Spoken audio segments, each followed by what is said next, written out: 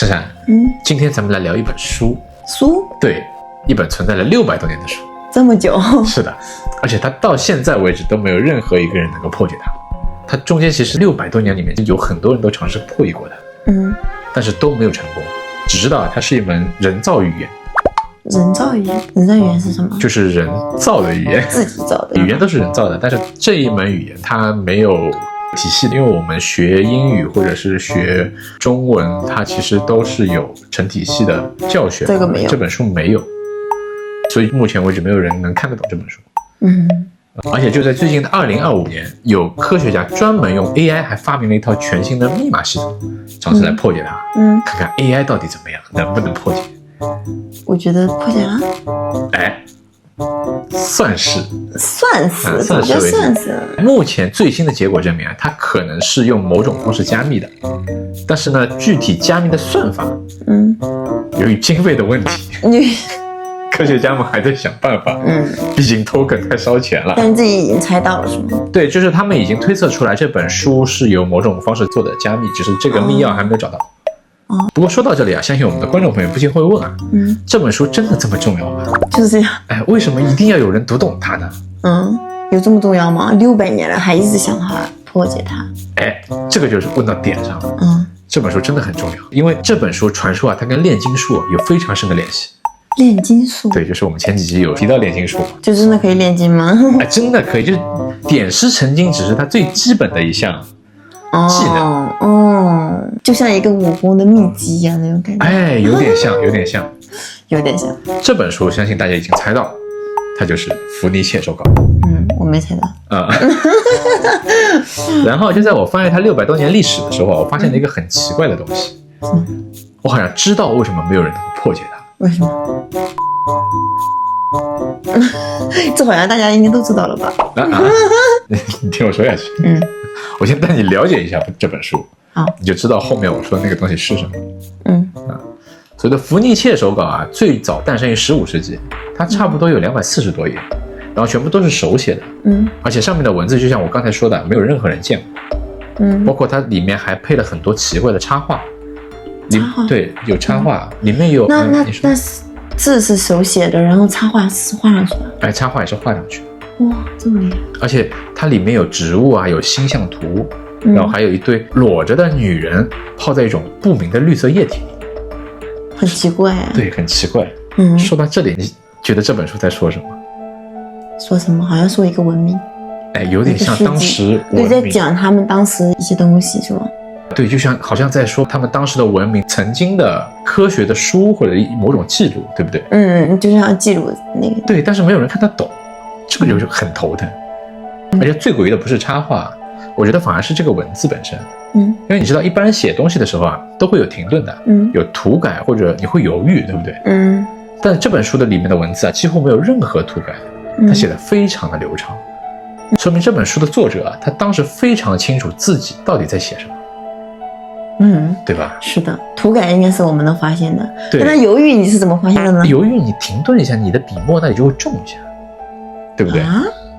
但是问题就出在这里啊，就当时写这本书的人知道他到底在写什么，其他人我们根本就看不懂，对吧？而且最要命的是，中间不是没有人尝试过破译它，反而是那些曾经尝试过破译它的人，都是历史上非常牛的人。我给你介绍几个啊。当时的德国有一种密码机叫做恩尼格玛，全世界的人都觉得这个机器不可能被任何人破解，所以当时的德国人就专门用这个机器来传递军事情报。结果啊，就是这么巧，来了一批世界最顶级的密码学家，把它给破解了，直接就导致当时2战德国的所有军事情报全部泄露。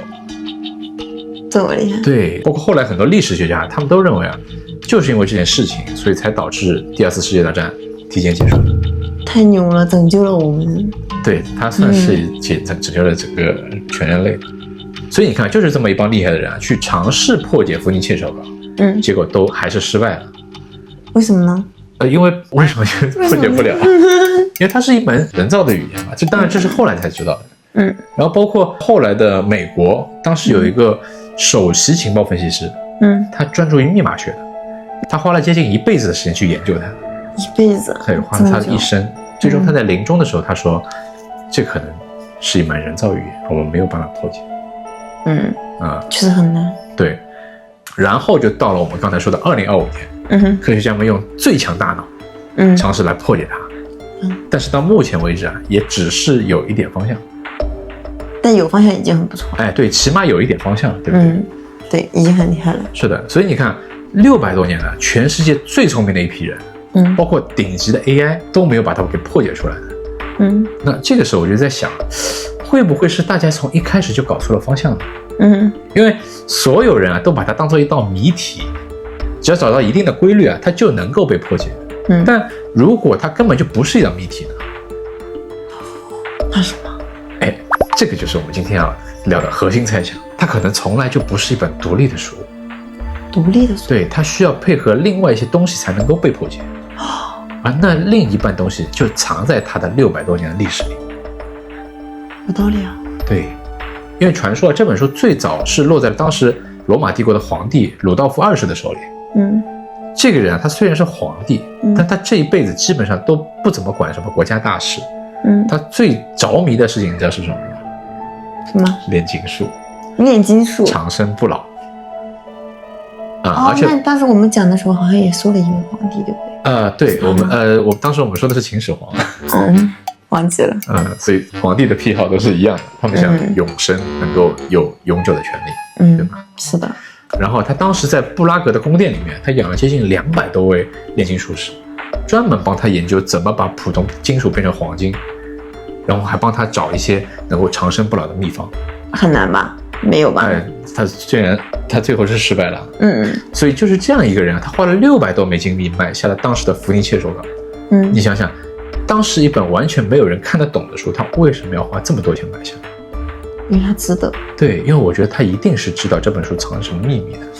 而且以他的背景，他最可能觉得这里面藏着什么，他就是炼金术啊。因为这里面其实有一个他也没有懂呀。对，他没有懂，他想要让他的炼金术士们去解读这本书。而且这里面其实还有一个很有意思的地方。鲁道夫2世为什么会觉得这本书跟炼金术有关呢？就是因为这本书的诞生的时间。对，因为这本书诞生的时间是15世纪初。那时候欧洲整个精英阶层都在做同一件事情。就是找回曾经失落的古代智慧。因为他们曾经都相信啊，不管是科学家、哲学家，甚至是医生，他们同时也都是炼金术士。炼金术士？对，他们都是当时的炼金术士。当时就很多炼金术。对，所以炼金术当时不是一个骗局，反而是当时最顶级的科学，就真实存在的。对，真实存在的。因为人们当时都相信啊，古代某一个地方曾经存在过一整套完整的宇宙体系的知识，解释了世间万物的运行规则。只不过后来突然失传了。而且他们的使命就是把它找回来。这个像不像我们之前聊的一些史前文明，对吧？真的。所以就是在这种背景下诞生了一个神秘组织，叫玫瑰十字会。什么？玫瑰十字会，传说他们就是共济会和光明会的前身。他们的核心啊就是研究炼金术和一些古老的知识。而且他们其实还有一个非常独特的特点。什么？他们的知识啊基本上都是加密传递的，不会对外开放，只会在内部流通。为什么呢？保密工作做得很到位。因为他们只想在内部，他们不想对外传播，所以他们有一种非常独特的加密方式。然后说到这里，你发现没有？一个专门用来把知识加密的组织。然后还有一本没有人看得懂的书。同时出现在同一个年代。就引起了人家巨大的好奇心。所以他们觉得一定是有什么大事。对，确实，要我也会好奇。是的，所以我觉得它根本就不是巧合，因为伏尼切手稿很可能就是这个圈子里面的人写的。用的也是他们内部才看得懂的那套知识框架加密的。那这套框架是什么？是吗？我觉得这个答案就指向一个东西，叫翠玉录。翠玉录？对，翠玉录啊，它算是整个西方炼金术的源头。它里面其实只有13句话，但是据说它浓缩了整个宇宙运行的规律。你想想这本书到底有多厉害？而且这里面最牛的一个东西就是，历史上真的有人得到过的。得到过？对，他得到过，而且这个人我们都认识。谁呀？就是牛顿。牛顿。对，就是万有引力公式的那个牛顿。他亲手啊把翠玉录翻译成了英文。然后现在就放在剑桥大学的图书馆里。但是据说啊，原版又因为各种原因遗失了。不过今天我们说的不是牛顿啊，我们主要说的其实还是这个问题。翠玉录啊，经历了几百年，包括无数种语言版本的翻译，其实它早就已经失去了很多重要的信息了。你想想，我们中文古诗翻译成英文，是不是就少了很多味道？哦，对的。对，同样的，英文的诗词如果翻译成中文的话，它也没有那么美了，它缺少那种意境。对，非常对。是的，所以更何况翠玉录原来的石板上刻的，可能本来就不是那种普通的文字，它可能就是一种空间向量的文字，它可能每个刻度里面都有不一样的信息。对吧？好神秘啊。是的，所以在原版里面，我觉得一定有一个核心的密码存在。而且这个密码只有他们圈内人才懂。圈内人？对，就是他们圈里人才知道这个。那很难破解啊。是很难破解吗？我们这辈子还能看得到破解吗？按照 AI 迭代的速度，我觉得应该快了，但是要看科学家的经费能不能凑够。那是当然。所以福尼切手稿破解不了，不是因为它太难了，而是因为写这本书用的语言啊，需要用翠玉录原来的里面的密码才能打开。至于翠玉录的下落呢，其实考古学界也有很多线索，但这个我们要放到其他的影片里面给大家讲解。好，我们今天只是提供了一个最有可能的破解的线索。当然，我们也可以等待科学家们真的把经费凑够以后，看看 AI 是不是真的可以反向破解。是的，我相信 AI。对，我也相信 AI，所以我们期待一下。好。好了，今天的影片就到这里。如果你喜欢我们的话，记得订阅哦。订阅哦，拜拜。拜拜。